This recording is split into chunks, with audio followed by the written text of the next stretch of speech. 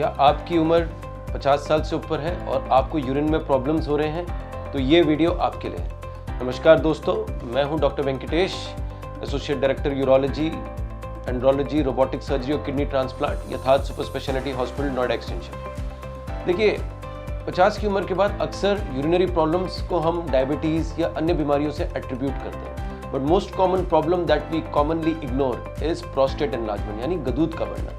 तो प्रोस्टेट क्या होता है? प्रोस्टेट एक अखरोट या वॉलनट शेप का ग्लैंड होता है जो हमारे यूरेथ्रा या यूरिन की नली को सराउंड करता है। तो अक्सर एज के साथ ये बढ़ता है और उस नली को कंप्रेस करता है। जब ये कंप्रेस करता है तो मल्टीपल सिम्टम्स होते हैं। तो क्या कॉमन सिम्टम्स या लक्षण होते हैं? यूरिन बार बार जाना, रुक रुक के आना, रात को नींद से उठना, अर्जेंसी होना, यूरिन की धार कमज़ोर होना और यूरिन करने के बाद ऐसे लगना कि पूरी तरह से खाली नहीं हुआ।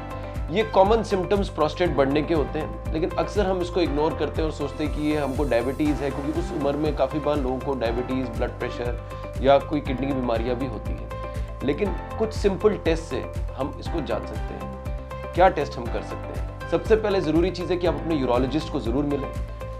एक urine routine microscopy, serum PSA एक रसायन होता है जो प्रोस्टेट सेक्रीट करता है।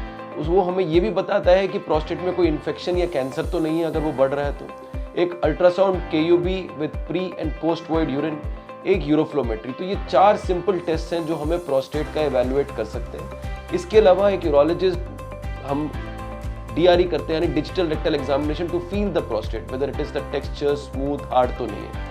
तो ये सिंपल टेस्ट आपको एनुअली कराने चाहिए। एंड इफ अगर आपकी फैमिली हिस्ट्री में प्रोस्टेट कैंसर है किसी को, तो ये आपको सेमी एनुअली यानी हर 6 महीने में भी कराना चाहिए। ये टेस्ट देख के हम ये बता सकते हैं कि आपके प्रोस्टेट का साइज क्या है, कितना बड़ा है, क्या वो कोई सिम्टम्स इसके वजह से हो रहे हैं, कितना यूरिन रुक रहा है, और रुक रहा है तो उसके आगे करना क्या चाहिए।